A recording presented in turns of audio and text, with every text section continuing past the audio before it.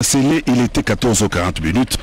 Ce mardi 14 avril 2020, les deux présidents de l'Assemblée nationale, Janine Mabunda, et du Sénat, Alexis Tambwe Mamba, sont arrivés tour à tour et ils ont été accueillis et installés par le protocole du chef de l'État. Le président de la République, Félix Antoine Tshisekedi Tshilombo, a reçu les responsables des deux chambres du Parlement pour un entretien d'1h40 dans le cadre de ces échanges avec les chefs des institutions du pays.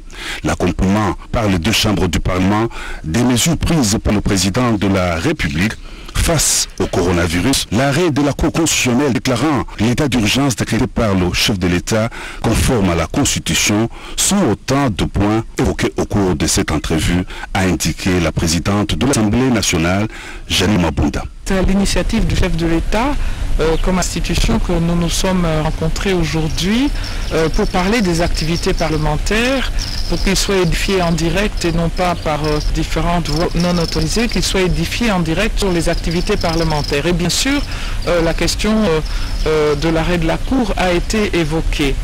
Dans ce cadre-là aussi, je crois que si vous me posez la question, il est important de préciser qu'au moment où nous nous rencontrons avec le chef de l'État, le pays est en train de lutter contre le Covid. Luttant contre le Covid, il y a eu cette ordonnance du chef de l'État et toutes les institutions se réunissent, travaillent pour accompagner ces mesures. Et c'est dans ce cadre-là, effectivement, que nous avons évoqué la possibilité que nos deux institutions puissent se réunir et se rencontrer pour accompagner ces mesures. Alors, il ne s'agit pas ici de revenir sur ce qui s'est dit ou fait. Je crois qu'il faut regarder de l'avant parce qu'à un moment où la population autour du chef de l'État, autour du gouvernement et des institutions, des élus de la République cherchent les meilleures mesures pour accompagner et protéger nos populations.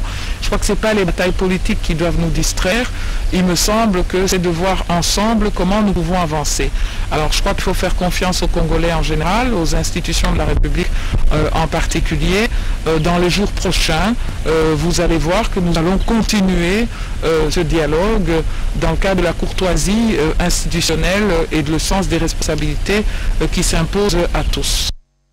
Le gouvernement de la République rappelle le strict observance de mesures barrières contre le Covid-19.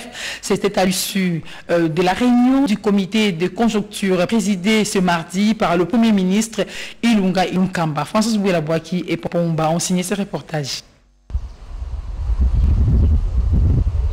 Bien qu'en période difficile, des bonnes nouvelles tombent depuis Washington. Le comité de conjoncture économique a partagé la décision du Fonds monétaire international d'accorder à la République démocratique du Congo un allègement de sa dette d'une somme de 20 millions de dollars américains. Sur le plan national, la stabilité de certains indicateurs macroéconomiques a été relevée et l'alerte sur le taux d'inflation. Nous avons constaté que le taux de change est resté plus ou moins stable, en tout cas stable sur le marché parallèle et à l'interbancaire. Il y a quand même eu une petite dépréciation du franc congolais par rapport au dollar américain. Nous avons atteint le taux d'inflation de 5,7% sur un objectif annuel de 8%. Et cela a alerté votre gouvernement et cela a aussi imposé à votre gouvernement de tout faire pour appliquer la batterie de mesures qui avaient été prises dans le cadre de l'accompagnement des entreprises privées ainsi que de l'allègement du poids ou du train de vie en faveur de nos populations. En revanche, le gouvernement observe un certain relâchement dans l'observation des mesures barrières.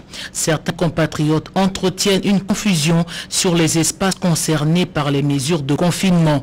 Le coronavirus concerne toute la ville-province de Kinshasa, ainsi que quelques 3 ou 4 autres provinces à l'intérieur du pays. On a confiné la commune de la Gombe tout simplement parce qu'elle présentait un taux élevé par rapport aux autres communes, qui du reste n'en sont pas épargnées. Nous constatons malheureusement que la population commence à oublier les règles, les mesures, les décisions qui avaient été prises par le président de la République, chef de l'État, son Excellence Félix Antoine Tshisekedi Tshilombo. Nous voulons inviter la population à respecter toutes ces mesures, non seulement ici, dans toute la ville de Kinshasa, mais dans toutes les autres provinces, pour prévenir. La réunion du comité de conjoncture économique présidée ce mardi 14 avril 2020 par le Premier ministre Ilunga Ilunkamba maintient sa régularité hebdomadaire. Le monde des affaires et la NEP également associés. Au ministère des Affaires étrangères, 9 Congolais provenant du Cameroun ont fait leur retour au pays après une longue attente pour des mesures sanitaires. Ils ont été accueillis par la ministre des Affaires étrangères qui a reçu auparavant 3 Congolais qui reviennent et de la Suisse, nous dit Gina Wabiwa.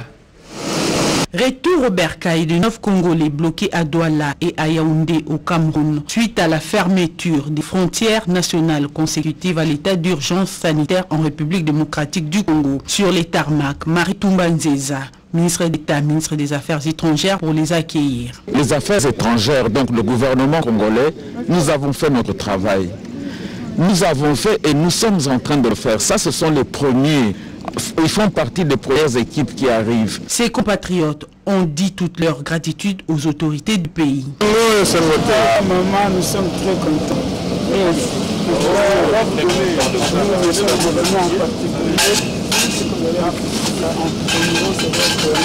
Peu avant, en début des soirées, 3 Congolais bloqués en Suisse ont été rapatriés eux aussi en collaboration avec le gouvernement suisse par un vol spécial affrété par l'ONG internationale Médecins sans frontières, dans lequel s'est trouvée une équipe de médecins et 50 tonnes de matériel médicaux pour la lutte contre le coronavirus. Ces rapatriements vont se poursuivre avec d'autres compatriotes bloqués en Afrique du Sud, en Inde, au Bénin, à Dubaï, en Turquie et dans d'autres pays. Nous devons donner à nos compatriotes la place qu'ils méritent. J'aimerais vraiment que l'homme congolais soit chéri par ses gouvernants comme l'homme américain est chéri par ses gouvernants. C'est-à-dire, quand il lui arrive quelque chose, nous sommes debout pour défendre les nôtres. Et donc, ce qui revient à ce que le président de la République a lancé comme mot d'ordre, le peuple d'abord. Maritumba Nzeza et son équipe de la cellule diplomatique d'urgence sont au four et au moulin pour que tout cela se passe dans de bonnes conditions. L'ambassadeur de Chine en République démocratique du Congo, Zhu Jing, a été invité par le vice-ministre des Affaires étrangères Raymond Tchadia Pataï, pour fournir des explications sur la situation des Congolais se trouvant en Chine, dit Gina Wabiwa.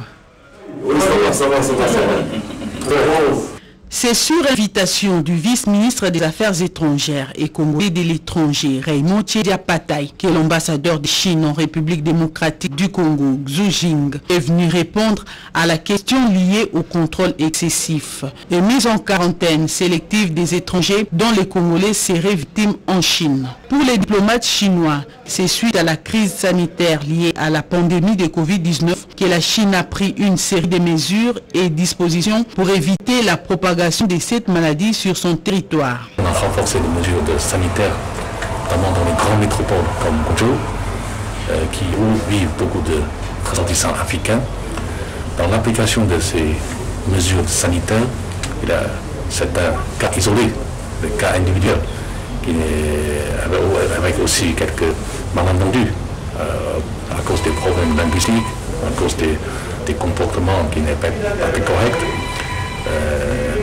Donc ce sont des problèmes isolés, individuels, mais ça ne représente pas la politique chinoise, parce que la politique chinoise n'est pas changée. On est contre tout acte raciste. Le gouvernement de la République démocratique du Congo, à travers le vice-ministre des Affaires étrangères et congolais de l'étranger, Raymond Tchadia Pataï, a demandé au gouvernement chinois de prendre des dispositions afin d'éviter de tels actes. Dans un éditorial sur l'épidémie et le monde face au Covid-19 publié récemment par le président Macky Sall de la République du Sénégal, fait savoir qu'avec une population estimée à 1,3 milliard d'habitants, l'Afrique est atteinte par le Covid-19 au moment où plusieurs de ces pays, malgré le défi de sous-développement, sont sur une trajectoire d'émergence alors que d'autres continuent de faire face à la lutte contre le terrorisme. Le Covid-19, dit-il, freine aussi l'élan des uns, aggrave la situation des autres et remet en cause les efforts de tous.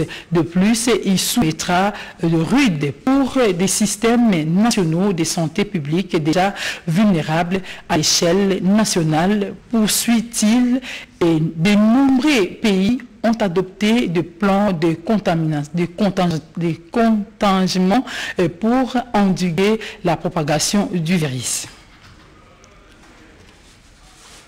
Mais le niveau d'imprégnation dû à la surveillance brutale de la pandémie, à son évolution rapide et à l'ampleur des besoins, note clairement des limites de mesures nationales s'y ajoutent des difficultés impréhentes à l'importation des équipements et des produits médicaux et pharmaceutiques nécessaires à la lutte contre le Covid-19 dans un contexte de forte demande et des perturbations du flux aérien. Le président sénégalais Macky Sall donne ici quelques règles qui de nous, d'Afrique, à combattre le Covid-19. Il donne aussi le besoin de l'Afrique dans le secteur de la santé. Ensemble, restons unis et sensibilisés, début et compatissants.